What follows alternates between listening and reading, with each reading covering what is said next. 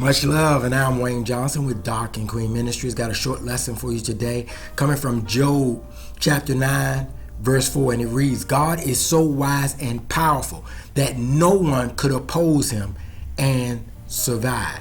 You know, many times we go into life, and when we realize and finally understand that there is an enemy, there is an opponent, an enemy that is coming up against us. And I know for many of our lives, at least even for myself, many times you know it's there, but you don't know to the extent that it is coming up against you.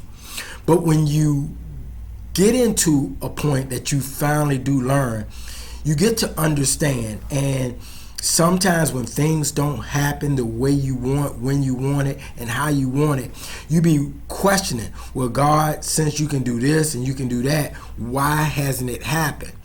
But make no mistakes about it. This scripture tells us God is so wise, all-knowing, and powerful that no one could oppose him and survive. So there's nothing that could come up against God and dethrone God.